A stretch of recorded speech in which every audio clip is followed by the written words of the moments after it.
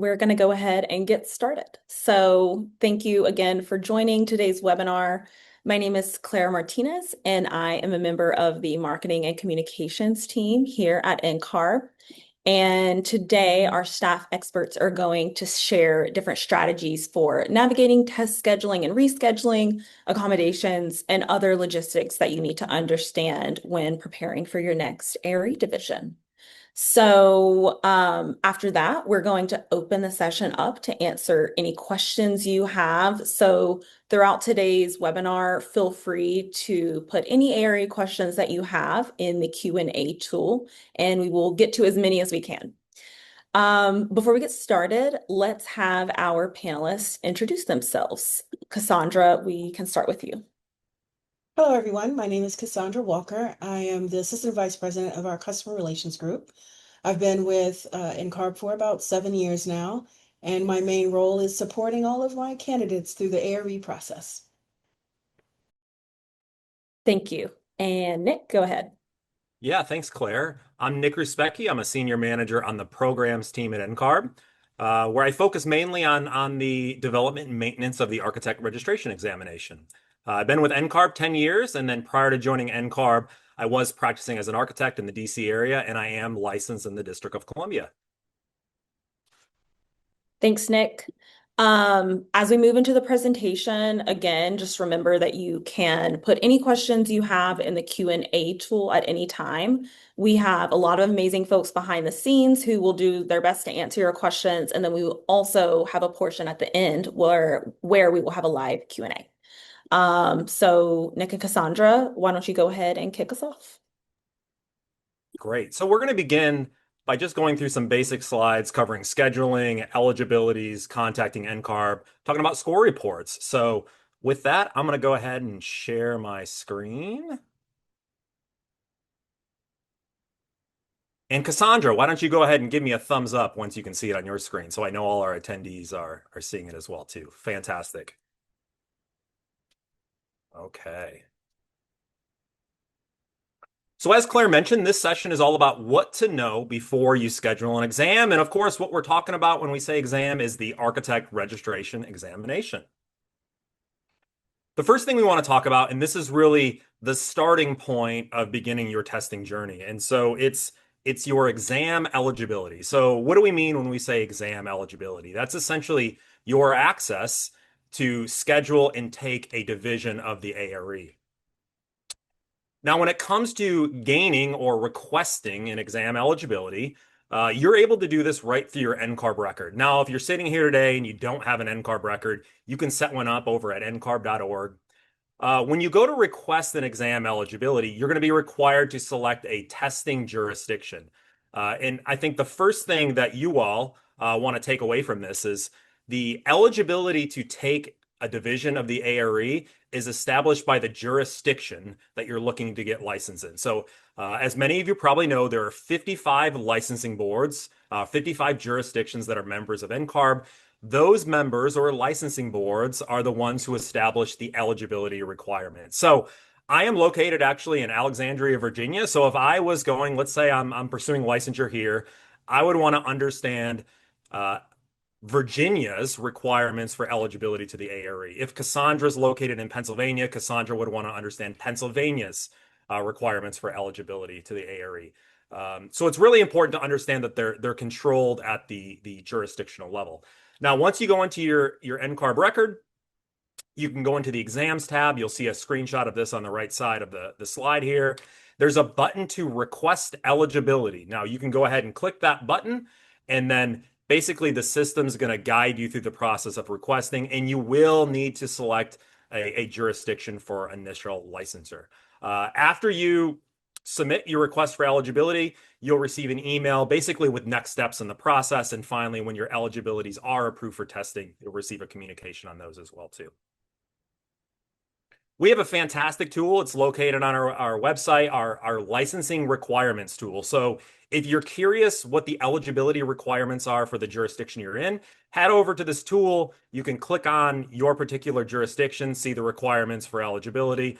But it does more than that. You can actually find other requirements to earn a license. You can find education, the AXB requirements, And then this tool is going to be great along throughout your entire career. So let's say you earn your initial license down the road, let's say you're looking for reciprocal licensure, this is a great tool to look across state lines and see the different requirements across the country. I'm now going to pass it over to Cassandra to talk briefly about testing accommodations. Thanks, Nick. So now you've established eligibility to test. What's next? What could be possibly next before you start scheduling an actual division of the ARE? So let's go to the next slide. So there's two types of accommodations that are available to you. There's something called American with Disabilities Act or ADA accommodations, and this is for candidates with disabilities or temporary medical conditions, including pregnancy and breastfeeding. But it could also be for people who have temporary medical conditions like a broken arm or a sprained wrist, and you may need some additional accommodations while you're testing. The second accommodation is English as a Second Language or ESL accommodations. And these are for candidates who speak or read English as a second language. And these accommodations are there to make sure that the test is accessible to you. It's not to give you an edge, it's not to give you an opportunity to do something more than someone else. It's actually giving you the ability to test in an accessible and fair manner. Next slide. So examples of accommodations that you can possibly apply for. For ADA, the most common is additional break time and extended testing time, up to 50% longer than the amount of the exam. Testing in a separate room within the test center is another very common and popular choice. And we often see that with pregnant mothers or nursing mothers because either one, they have to go to the bathroom, or two, they may have to breastfeed or pump as they're testing. And these tests, as we all know, are significant in time. ESL accommodations, there's extended test time up to 20% longer, and word-to-word translation dictionary. And that's for in-person exams only. If you want to test at home with online proctored exams, you cannot use the word-to-word translation dictionary for security purposes. You will have to go into a test center. And that dictionary it cannot have definitions. It can only be for word-to-word translation. Let's move on. So how do I request an accommodation, Cassandra? Well, the simplest way is you go straight to your NCARB record and you submit the request directly through your personalized record. What we need you to do, though, is have all of your documents ready because you're able to upload those documents as a PDF. You can upload a doctor's note. You can upload an IEP, which is kind of it's an educational assessment exam or program that you had maybe in high school or college, which kind of demonstrated that you needed accommodations for testing. If you are testing if you have an ESL accommodation, you can upload your TOEFL or your IELTS, which are organizations that do exams to show your proficiency in the English language. How long does it take? It takes about 7 to 10 business days because not only are we processing that on the back end here at NCARB with my great customer relations team, we're reviewing those documents to ensure that they are aligned with what you're asking for. And if it's not there, we may reach out to you to say, hey, we're missing a few things, or can you expand and send us some additional documentation? The best thing you can do when you're ready to request an accommodation, and if you're unsure of the process, if you get stuck, is contact us early for assistance. We are available online at www.contactus.org/contact, or you can call us. We're open from 8:30 a.m. to 5:30 p.m. Eastern Standard Time, and we're available to help you with those types of questions. All right. So exam scheduling. So now you have been approved. You have received your accommodations. You got a great email from customer relations saying, oh, you're approved. You can go out there and start scheduling. So that means your approved exam eligibility has been updated. You've been approved for accommodation if needed. Now you can schedule also again through your record through the My Examination tab. You can also search for online proctoring through PSI. That's basically our test provider. And then there's also in-person testing centers across the United States and internationally at PSI centers. Next up. So let's talk about online appointments a bit. So there's a few things that you have to meet in order to test online. You must meet NCARB and PSI's online requirements for online testing. Those are outlined in our ARE 5.0 guidelines. It's very important that you read that beforehand. And examples of requirements are you need a private testing area. So that means you have to be in an area that is not exposed to anywhere else. No one can walk through suddenly as you're testing. No one is going to come and speak to you as you're testing. It has to be private. You must have, and I cannot stress this enough, a stable, high-speed internet access. And it is highly recommended that you're directly connected to your Ethernet cable to your router. And I say this because the ARE is a powerful exam. Think of it as a very powerful video game. You need a constant connection to the internet, or you run the risk of having a poor exam experience. The internet, it will cycle in and out and will cause disruptions in your test. You must have a computer with administrator control. And basically that means either your own personal laptop or your own personal PC. But if you are going to use your laptop from work, that's great. But you must be able to lock down that laptop and other applications. So if you do not have administrative control of your work laptop, you need to reach out to your employer to see if they can do that for you, or use your personal laptop. At minimum, you need a 19-inch monitor with high resolution. It's highly recommended that you use a 19-inch monitor because the clarity and the acuity of the exam will be diminished if you use anything smaller than that. So if your laptop is like mine and it's like a 15-inch screen, you may have some difficulty when it's time to pull up your PDF documents or try to navigate around. You need a larger high-resolution monitor. And most importantly of all, you need an external webcam with autofocus, because during the security check-in, they're looking at a 360-degree turn of your room. They want to make sure there's nothing in there. Like, again, you have to have that private testing area. So they check in and make sure there's no one standing in the corner, maybe perhaps passing you some information that you should not have, or asking you, hey, what's for dinner? This is not the time to ask me about that. I'm testing. So make sure that you have an external webcam. It needs autofocus because we need that, be able to identify who you are. So your driver's license has to be held up to the camera. And if they can't get it to autofocus, again, your testing experience may be disrupted. And my last tip for you here is please take a free test run prior to your online exam. The test run is set up to let you kind of mimic how the experience will be before you go to an online proctored exam experience. So use that test run to make sure that your technology is up to date, that administrative control is there, your autofocus webcam is operational, your speakers and your mic are correct. This is the time to test all of that. All right, next up, in-person appointments. So what happens if you decide, you know what, I don't think I have everything I need to test at home or test in an online environment? You have the option to go in person. And we have test center locations in all 55 jurisdictions and internationally. We ask that you plan and be proactive as possible. So arrive at least 30 minutes early for your exam. Don't wait to the last minute, because remember, you have to park, you have to go through your security check-in, you have documents to sign, and we'll talk about that later. So you need time to get there and arrive and get checked in so you can start your exam exactly on time. So make sure you allow all of that extra time for that extra traffic and parking. Then when you arrive, you must present a valid photo ID. We cannot take paper IDs that are expired.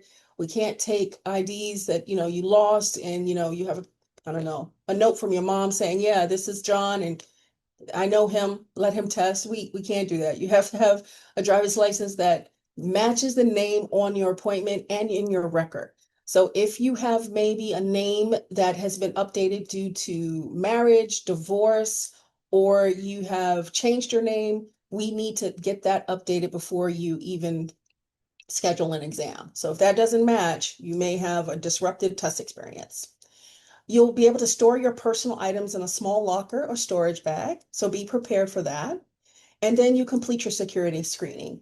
which means they're checking your sleeves. They're asking you to roll up your pants leg. They may even wand you for security purposes as well in some test centers. So be prepared for an extensive security screening as well. All right. So now you're talking about, hey, something went wrong. What can I do? Something happened in life. I've got a project. My boss said now I have to come in. I can't take my exam. Or, oh my goodness, I got a flat tire on the way to the exam. These things we have flexibility for you. So rescheduling for in-person exams is up to 48 hours before. If for online proctored exams, you can reschedule for up to 24 hours before, and you receive one free schedule per scheduled appointment. So for that first time you reschedule, it's free. We understand that things happen, and that flexibility has been granted to our candidates. If you need to cancel, that does have a $100 fee, and you retain the seat credit. So you can cancel and then retain that seat credit for a fee, which is $100. Now, if you no-show for any reason whatsoever, that results in a loss of the seat credit. You would have to purchase your seat credit again. And no-shows could happen because life happens, right? You could wake up that morning and you say, you know what? I have the flu. I'm not going to make it. There's no way I can test with the flu. I'm distracted. Or you could wake up and say, I don't think I'm ready. I don't want to test yet. I just don't feel comfortable. That's a no-show. You don't say anything 24 to 48 hours before the exam based on the modality, you lose the seat credit. And also remember, you can use your NCARB record to make those changes. You can go straight to your NCARB record to reschedule 48 hours in advance for in-person and 24 hours in advance for proctored exams. You should not be calling PSI. Just call NCARB or go straight to your record. All right. So let's talk about navigating the scheduling system. So what you want to do is make sure that when you get into your record, you're kind of looking for appointments that are set to what your study time was. You know in advance that you're studying for a particular division. Schedule your exam in advance. Slots fill up very quickly, and you can go as far out as 6 months in the scheduler. So please make sure you're scheduling with enough time to give yourself to study and then actually execute on the day of your exam of the day you wish. Absolutely. And we have seen this mistake many times in our customer relations department. Our candidates are anxious, they're ready and raring to go, and they don't confirm the correct time zone and location based on their zip code. So the scheduler is it's kind of designed to pick up what your zip code is, but you should enter it yourself just to be on the safe side and make sure that you're picking the correct time zone. Use filters to refine your search results. Some cities have multiple test centers, and if there's one that you don't see the schedule is open, you can go to somewhere else. So make sure that you're checking a range of places and times. And after you schedule, you'll get a handy dandy email from NCARB. It'll have all of your confirmation details. Make sure that your spam folder is updated or your junk folder that allows NCARB emails to come through, and double check your confirmation details to make sure that the time zone is correct, your name is showing correct, and the test center that you've scheduled yourself for is correct. Next up, I'm gonna hand this back to Nick. Sure, thanks, Cassandra. So we talked about eligibilities. Cassandra just talked about scheduling. And it's important to note at each of those points, so when you request eligibility to take the ARE, you're going to be asked to accept the candidate agreement. You're going to be asked again to accept the candidate agreement when you go through the scheduling process. And then you are going to be reminded of the candidate agreement when you ultimately launch your exam on test day. Now, the ARE is a professional licensing exam, and for us at NCARB to ensure the validity of previous and future exams, we take security very seriously. And so one of the ways that we protect the confidentiality of the exam is we have you all accept this candidate agreement. So what is the candidate agreement and what do you need to know about it? So hopefully everyone here, or those of you who have requested eligibility or taken an ARE division, have read the ARE candidate agreement. If you haven't and you've taken an exam, I highly recommend after this webinar, go and read the ARE candidate agreement so you understand what you're accepting in terms of this agreement. So, as I mentioned, you're required to accept it. What's included? Basically, you can think of this agreement as a document that tells you that you can't share the details of anything you see on your exam. So all those details, all the questions, the case studies, the content of the exam is confidential. And so that means following an exam, if Cassandra and I are in a study group, I can't go over and say, "Hey, Cassandra, I saw this on my exam." I can't go to an online forum. I can't talk to friends, supervisors. Everything that you see on the exam is confidential. You can't share it. It also, in this agreement, lets you know that copying, recording, or disseminating ARE content in any manner, any form, is a violation of this agreement. So that's covered as well. To be safe, if you don't talk about what you saw in your exam as far as the details of the content, don't harvest or steal or write down, transcribe any of the content that you saw in your exam. And also, this agreement asks you to be professional when it comes to dealing with the online proctors with PSI or test center staff as well too. So make sure you read this if you haven't and be aware it does exist. And then one more note on this, NCARB does copyright our content as well. So we copyright the intellectual property. That's also covered within this agreement. Score reporting. So there are a couple different ways that you are going to see your score following an exam. So the first time you're going to see what your score may be, and I say maybe because it's provisional, is the provisional feedback. And so when you're taking a division of the ARE and you navigate through all the questions on your exam and you go to hit the end exam and submit button, it's going to basically give you a giant pop-up on the screen, and it's going to say, would you like to end your exam and submit it for scoring? The minute you click that button, this is a computer graded exam, and so it's going to basically grade your exam, and then it's going to populate a provisional score or provisional feedback. Now, one thing to note, just right off the bat with this provisional feedback, it is accurate. It is 100% accurate. This isn't a guess. This isn't an estimate if you got a pass or fail. It is accurate in terms of a pass or fail decision. But one thing to note on this pass-fail decision is it is preliminary, it's unofficial, and it's based on unvalidated test results. So what do we mean by that when we say unvalidated test results? When your score is processed and submitted for scoring, basically NCARB gathers all that data, and over the course of the next several days following your exam, NCARB completes data forensics on your exam, just looking for any anomalies that might suggest nefarious behavior or other sort of behavior that might raise questions to the validity of the score.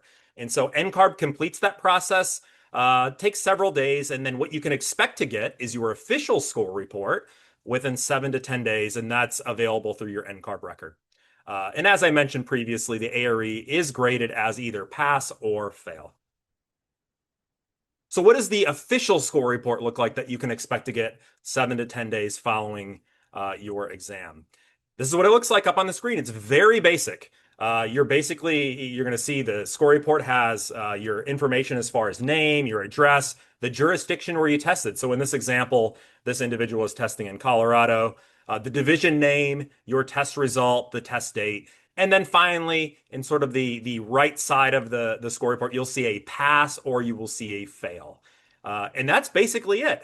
You're not going to be provided any information on how good of a pass you got. Were you near 100% or were you right at the cut score? It doesn't matter. A pass is a pass. It's looked at through the same lens. Now, how about a failing score report? Very similar front page to a passing score report. You'll see the basic information as far as division, the candidate, your name, address, jurisdiction, test date. Now, there is an additional piece of information on the front of a failing score report, and that's called the scaled score. And so you can look at the scaled score as it's not a raw score. It doesn't tell you how many questions you got correct or incorrect on your exam. Instead, it's a common metric that you can use to compare multiple test deliveries. So as an example, let's say I took programming and analysis 2 times. In the first time, I scored a 497, as you can see on the screen. And the second time I took the exam, I scored a 525. What that tells me is my performance has gotten better. I improved, I answered more items correct, is how you could interpret those. Now, when it comes to scaled score, you're probably wondering, well, what's a passing score in that metric? And it's a 550. And so the scaled score ranges between 100 and 800, 550 being the cut score. Now, if you get a pass, you're not provided a scaled score. Essentially, that means you were at 550 or above. There's one additional piece of information that you'll be provided if you do fail in a division of the ARE. It's on your second page of the score report. And basically, what this page does is it provides you some basic information on your performance within each of the content areas within that division. So in this example, you'll see under the section heading in the table there, you'll see there are 4 content areas: environmental and contextual conditions, codes and regulations, and so forth. So it tells you the content area. And then it tells you your percentage of items correct. So this candidate in this example scored 66% or got 66% of their questions correct in content area 1, 53% in content area 2, and so on. So we give you that information, and the goal of that is to help you prepare for retesting. So if I'm looking at this, I might look and say, well, I need to brush up on content area 3. I only got 50% there. It looks like I did a little bit better in content area 1. So maybe on a retest, I won't spend as much time preparing for that as maybe content area 3. The idea is to give you all some direction as you're preparing for a retest. Now, there is one more piece of information that we provide in a failing score report, and that's the passing candidates percentage correct. So basically, this is a percentage. Any candidate who passed this division, how do they perform on average in content area 1, content area 2? So you can see in content area 1, the average passing candidate for this division scored 77% items correct within content area 1. So use this information to your advantage if you happen to need to retest on an ARE division. I'm going to pass it back over to you, Cassandra, to talk testing support. Thanks, Nick. All right, so you've received your score report. You've done everything you can, but there's things that pop up. So let's talk about navigating some challenges. So missed exam student emergencies, right? We just talked about a few slides ago about the flat tire. You woke up with the flu. Those things happen. Test interruptions, power loss, platform crashes, fire alarms, sudden building maintenance. That could happen for online proctored exam in your home, or it could happen at a test center. Or you get to the test center or you get to your online proctored exam and you're like, oh, wait a minute. Where's my accommodation? There's an accommodation error. It's missing. It's giving you something you're not supposed to have or you've never seen before. This is a concern and a challenge, and you need to address it as soon as possible. So document immediately by reaching out to NCARB. So this picture here, you'll see our contact us page at our website, ncarb.org. And all you have to do is select the exams part of it, and you can fill out a quick form, and that goes directly to the customer relations team, and we will handle your requests expeditiously because we understand whatever the challenge is, you want to get back on that path to test. But my biggest point here is please contact us immediately. You need to contact us with any challenges or issues at the test center as soon as it happens. If you read your ARE guidelines, it's about 15 days that you have to do that. Anything after that, it's hard for us to go back to PSI and research to see what happened here. Next up. So we have some helpful resources here. The first resource and your main resource are the ARE 5.0 guidelines. Please know these guidelines, know where they are, read through them. It's giving you a bunch of information that will support you as you navigate through scheduling an exam, understanding what happens at the test center, the type of IDs that you can have, the type of accommodations. There are even some lists there that will let you know what you can bring with you to the test center without having an accommodation. NCARB Customer Relations is your second biggest resource. We're literally paid to help you. Call us, email us, whatever you need to do, but reach out to us if you are unsure, you experience some type of impediment, or you just need, hey, I'm not sure about this. What do you think? You need some guidance. We're here for that too. We have a great community called the ARE community for active test takers. These candidates go there and they talk about their experiences. They share testing resources in a very safe and not non-nefarious way, Nick. It's there for support. And then, of course, finally, our NCARB.org website. That website has a ton of resources that help you navigate what to expect when you're testing. We have blog posts, FAQs you can use to support your own edification. And the biggest tip here is use your resources and reach out early with any concerns you have. It's best to reach out to us before and before anything happens if you can anticipate, and immediately after if something happens that unforeseen and you didn't plan for. And that's the end for us. That's the end for me. Awesome. Thank you both so much for sharing all of those insights and resources to help candidates prepare for the ARE. Now that you have shared all of those tips, we're going to move into the Q&A portion of the webinar. It looks like the Q&A has been steadily gathering questions, so we're going to go ahead and get started, and we will do our best to get to as many as we can. Okay, so the first question that we have, I think this will be one for Cassandra. So once a candidate is approved to test, so they're eligible through their jurisdiction, is that something that's going to automatically show up in their NCARB record, or is there an additional action they need to take? That's a good question. That's a two-part question. So if the state or the jurisdiction that you're testing for has allowed NCARB to open your eligibilities for you, then it'll automatically just appear in your record. You'll get it'll be like an alert. You go into your record and all of a sudden you'll be able to schedule your divisions. So that's one way. Now, if the state maintains control of opening eligibilities, meaning they review your record and say, okay, they either met the education requirement or the experience requirement for eligibility, they will open your test eligibility. And that may take some time. There's a time period between the time they get the request and the time they review and open eligibility. But guess what? It goes right back to that record. You would just go back to your record once you see that your eligibility to test has been approved. And you also get an email confirmation. So there's no guesswork involved. Once it's opened, you will see it. Awesome. I feel like the point about the email confirmation is very helpful. A similar question to that, also for you, Cassandra, is for candidates when they're scheduling an exam, do they have to select the jurisdiction that they live in, or can they test in a different jurisdiction? Oh, that's a great question. No, you can test anywhere across the United States or internationally. So, for example, we get this question all the time. It's around Christmas. I'm vacationing in, I'm gonna say New York. I'm vacationing in New York with my family, but I really want to take this exam before, I don't know, the holidays start. Yes, you can schedule your exam right there in New York City or whatever part of New York you're in.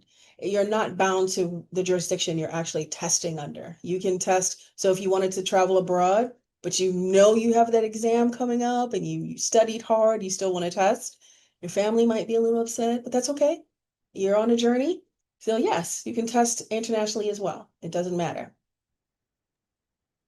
Awesome. Thank you. Um, Another question, and this one I will pass to you, Nick. Is there a certain order that candidates should take the divisions in?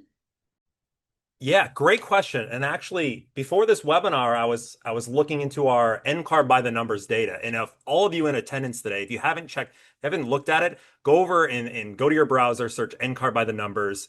And a very, I don't want to say fantastic, interesting data point was the division with the most administrations in 2024 was practice management. And it's fascinating because that's the division and all of our materials at NCARB that we publish first. We always start with practice management. But the truth is, you can take whatever division you want first. So if Cassandra is spending a lot of time in her office doing construction administration activities, she's visiting a construction site, responding to RFIs and submittals, that might be a great exam to start with, the construction and evaluation division. And so, Claire, my recommendation would be, and actually we have data on this as well too, is if you look at your AXP experience areas and look at your progress across the 6 experience areas, because the naming uh, aligns with the divisions of the ARE. So there is a practice management experience area in AXP. There's a practice management division of the ARE. What our data tells us is candidates who take a division of the ARE within 0 to 3 months after completing the corresponding AXP experience area have the highest success rate. And so, Claire, I'll use you as an example this time. If Claire just finished programming and analysis, the logging those hours and building the competencies and the tasks for AXP, let's say, a month ago, now is the perfect time to then schedule the corresponding programming and analysis division. So you can take them in any order. Be smart about it, be strategic about it, and don't feel like you have to take them in the order that NCARB presents them in our materials. Thank you, Nick.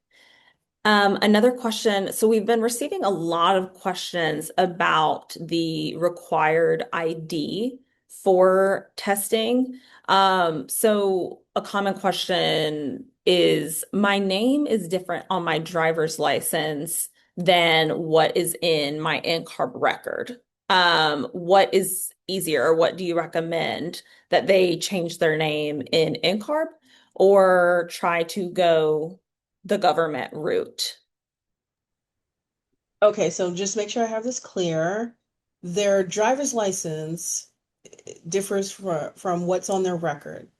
Correct. So if the driver's license is correct and the NCARB record is incorrect, you need to correct that NCARB record.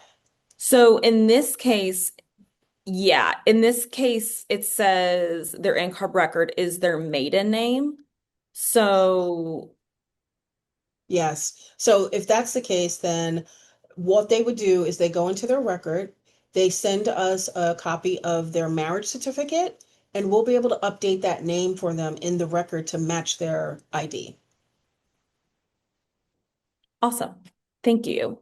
Another question for you is about accommodations. So, are exams that were passed using accommodations accepted in all jurisdictions? Yes, they absolutely are. All 55 jurisdictions accept accommodated exams. And quite honestly, your boards they do not know if you've had an accommodated exam when they receive that you've passed the ARE. So I don't want anyone to worry about that is some type of trick for them. It's not. They can't see it. And I know there's rumors out there that, oh, New York doesn't accept it, or that's old. And New York actually went to their board and had that rule changed. So for the past, I want to say 2 years, New York has been accepting accommodations as well. Awesome. Yeah, I'm glad you mentioned that because we've received some questions about that on social media as well. And definitely, if you need accommodations, take advantage of them. They're there for a reason. Okay, so another question that I will pass to you, Nick, is a more logistical question. We've had some about, can I use a second monitor? Can I use my computer's external keyboard? Can you speak to that? Yeah, absolutely. So I assume this person's talking about online proctored exam deliveries, correct? Yes. Yeah, so if you're taking an online proctored exam, you can only use one monitor. And as Cassandra mentioned, we recommend a 19-inch or larger monitor. So there's only one monitor allowed. An external keyboard, totally fine. If you do choose to test on a laptop, which you can, we don't recommend it, but you can, you will still need an external camera, which means you can't use your laptop's integrated camera because it makes the security screening difficult to complete. But I think the essence of this question, Claire, is the sort of setup and technical requirements of preparing for an online proctored exam. If you go over to our ARE guidelines, we have an entire page that breaks down your setup from a technology standpoint, as far as your monitor, whether you can have speakers or not, whether you can have headphones or not. Spoiler, no headphones. The type of, the external mouse, keyboard, all the sort of that setup. So I highly recommend you go check that out. And then before you even take your online proctored exam, Cassandra mentioned it in the online proctored slide that we just presented, schedule a test run with PSI, because in a test run, what you're able to do is test all your technology, test to make sure it works with the systems check, to make sure you're clearing the security screening, because it's better to find out if something isn't going to make it through during a test run, much better than during your on testing day, when you find out you can't actually administer your test because you're running too many monitors or the wrong size monitor, or other technology that isn't accepted. So, but yeah, external keyboard's totally fine, Claire, to get back to the first part of that question. Awesome. Thank you. Um, okay. Another question. Can you just tell us a bit about recommended study resources and how candidates should go about preparing for the exam? Yeah, that's a big question. And there are, as many of you know who are going through the process right now, there is a wide range of available test prep resources. So I'm going to talk specifically about the ones that NCARB provides. There's an entire world of third-party test prep that you all can use as well, but specifically for NCARB. So a couple of things that we do. I believe one of the best resources that we have is free practice exams, and those are available through your NCARB record. We have one practice exam per division of the ARE, so we have six.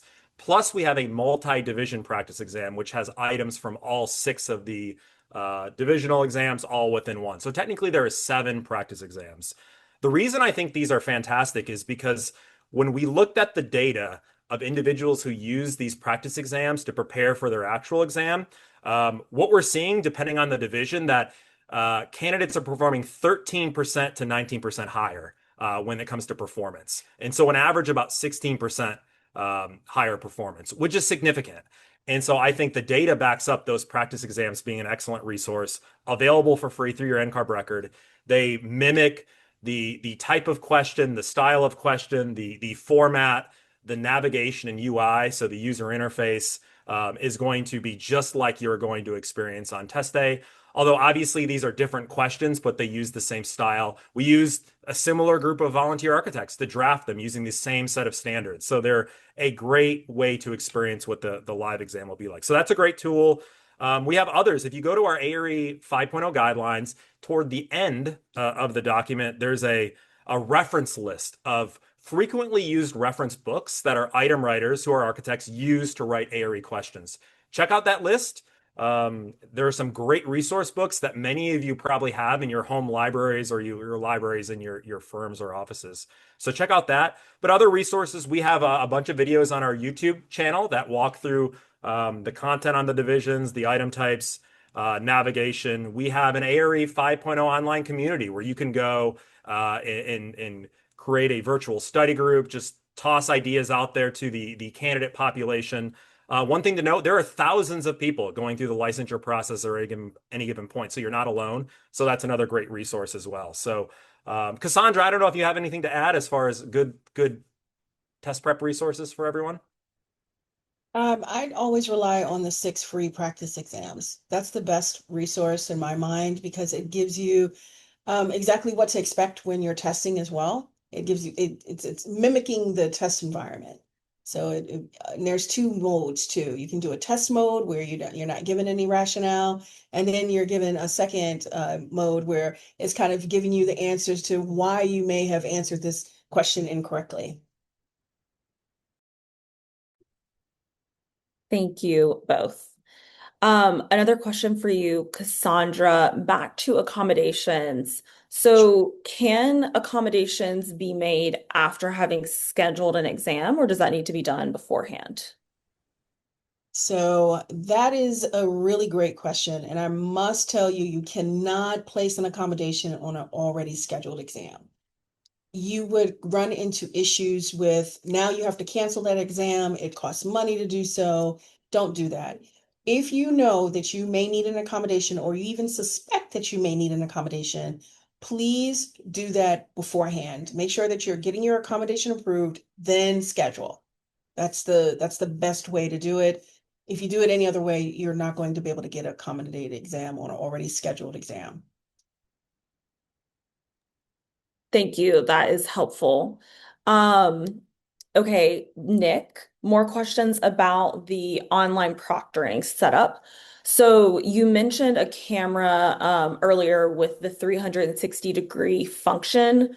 This individual is asking about what if their laptop has a front-facing camera? Do they need to get a second camera to meet the online proctoring requirements? So what you want to have is an external camera, so basically that you can grab with your hand and you can basically show the proctor around your space. And so that means showing the proctor, underneath your desk, the ceiling, all the walls, basically your entire space. It's difficult to do with any integrated camera within a laptop. So if you plan to test with a laptop, you will still need to um, get an external webcam that plugs in via USB into that laptop, and that's the camera you're going to be using. And it's all for security purposes, so we can do a proper screening of the room prior to your online exam. Thank you. Um, Another question for you. So this one is about different technical issues. And this person writing the question was at an in-person test center. They said that they experienced a power outage while they were testing that impacted their ability to take the test and want to know what should they do in a time like that. And also, I would just add other glitches or things that candidates experience. What should they prepare to do? I'll toss that to you, Cassandra. I know you're an expert Oh, on yeah. this and you handle these cases for our customers. Yeah, absolutely. So, in a case like that, if there was a power outage at your test center, PSI will report that as an issue. However, as part of the ARE 5.0 guidelines, you are also required to report any technical difficulties so we can get you back onto the road of testing. Clearly, this was outside of your control. You had nothing to do with this. You were in a third-party site trying to test. We would give you a replacement C credit and get you back up and testing as soon as possible. So the best thing to do is use that contact us page on our website. Write to us and tell us exactly what happened. I was testing at this test center on this date and this time, and there was a power outage, and we will get back to you in about 3 to 5 business days, if not sooner. My team is pretty fast. They're pretty awesome. Thank you very much. Okay, Nick, a few questions about the practice exams. So first of all, how do you access them? And second of all, are they confidential? So actually, I'm going to answer the second part of that question first. So the practice exams, unlike the actual exam, it's not confidential. You can share those practice exams if you want to discuss the items in your study groups, if you want to discuss them at your firms. Feel free to discuss any of those items on the practice exam. The goal of those are to help you prepare for the live exam. So no, they are not confidential. And actually, we even have a PDF version of them available on our website as well too for those who aren't able to access them. So back to then that goes to the first question, Claire, about access to the practice exam. So for those individuals who currently have eligibilities to take an ARE division, you can access them through the practice exam dashboard through your NCARB record. So basically, go to your NCARB record, click on the My Exams tab, and then if you scroll to the bottom, there's a place to access the practice exam dashboard.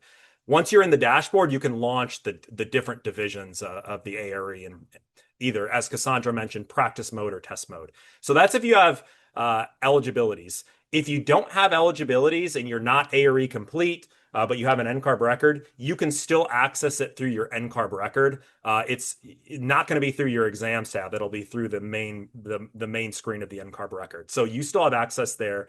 Now, if you're sitting here today and maybe you are already licensed as an architect, maybe you're a supervisor, maybe you just work at a firm, you're not pursuing architecture, we do have then a PDF version that anyone can access and download, just located on our website. So three different ways depending on where you're at in the process. Right. So with the PDF version, you don't need an NCARB account record, anything like that. Anyone can access it. Okay. Nope, you can go right over to our website. Either You can use the search function on our website and search, ARE practice exams. You can navigate to the appropriate page on the website. You could also just do a Google search, and it's going to also pull it up as well too. So they're just PDFs you download. Okay. And additionally, well, I say additionally, this is not related to practice exams. But just in general, for each division, can either of you give us an idea of about how long each division takes? Wow, this is testing my memorization of the ARE guidelines. I believe the shortest division of the ARE is practice management. And actually, let me back up. The divisions of the ARE, one of them is 65 items, three of them are 75 items, and two of them are 100 items. So the length really depends on the division you're taking. They're not all the same. The divisions that are longer, like project development and documentation, project planning and design, they are 100 items. So they have basically more time for more items. I believe those exams are 4 hours and 5 minutes of testing time. You checking me, Cassandra? Is that right? My memory okay? And then the shortest exam, practice management, I believe it's a 2 hour and 40 minute exam. So it ranges between 2 hours and 40 minutes and 4 hours and 5 minutes. That's the testing time. Obviously, the exam appointment will be slightly longer to do intro screens, the check-in, and then the closing screens following your exam. That is super helpful. Thank you, Nick. Cassandra, this is a question from a candidate who has failed a few attempts. So they failed a few division attempts, and they're wondering if the required 1 year wait is calculated from the date of their first attempt or from the date of the most recent attempt. That is a good question. It is calculated from the day of that first attempt. So if you've tested 3 times, it's going to do a look back to the first time you tested and then add that year to that test weight. So yes, that was a good question.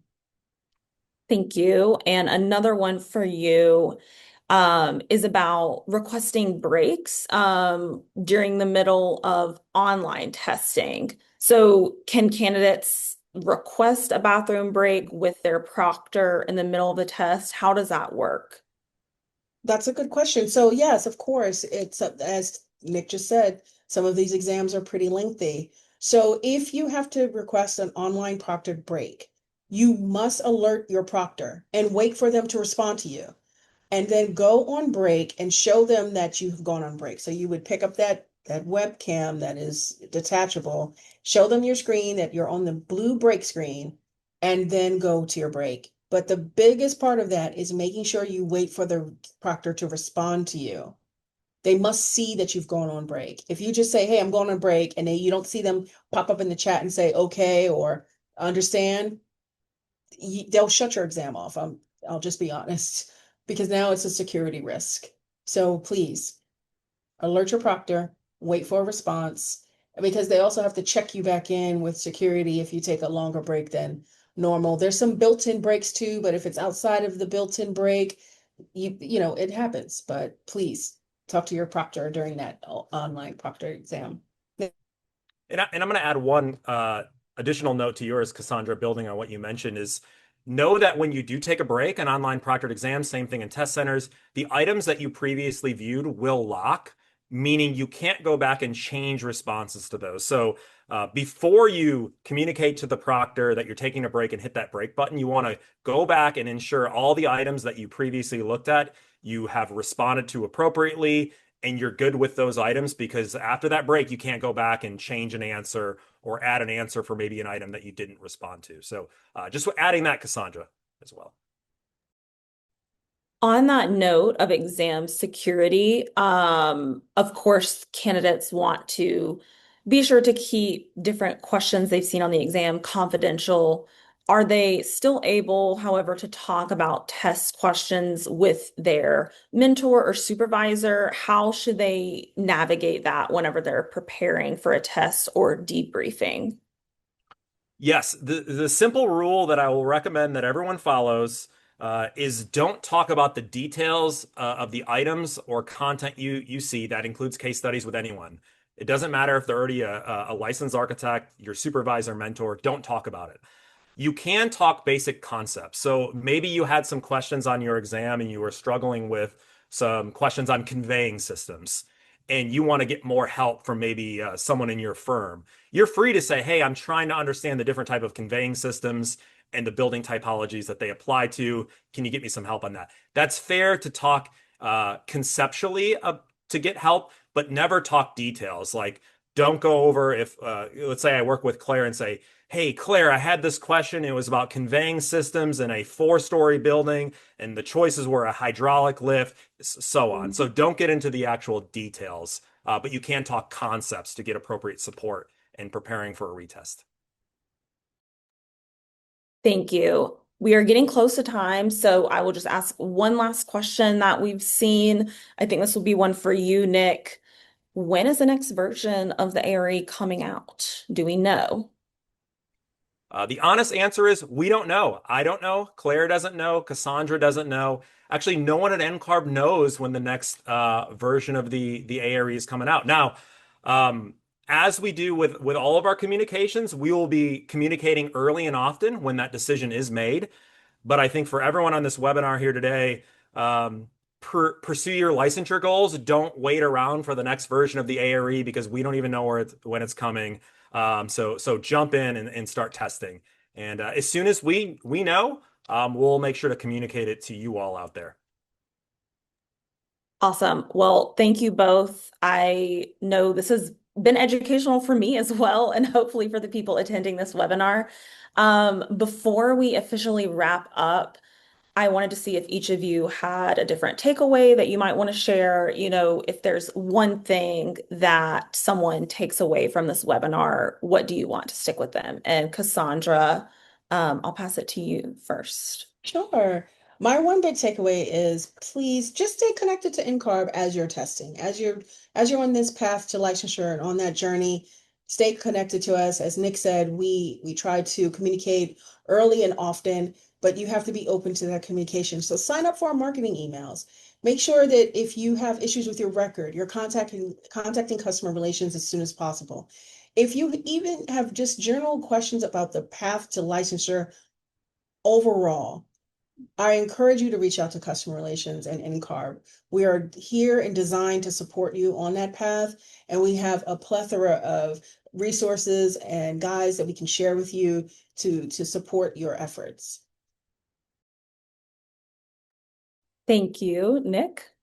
Yeah, and I may sound like a broken record here because I mentioned this earlier, but I think it's really important is test strategically. And when I say that, look at your AXP experience, look at the experience areas that you have completed, and use that to guide your sort of decisions on order of taking these exams. And so don't jump into practice management because it's listed first in our materials. Take it first if it's something that you feel confident in, that if it's an area that you've finished the AXP in that experience area. So use your AXP as a guide when determining order of these divisions and how you're navigating the process. So Claire just wanted to leave everyone with that. Awesome. Thank you both. Again, just thank you, Cassandra and Nick, and thank you to all of our amazing attendees.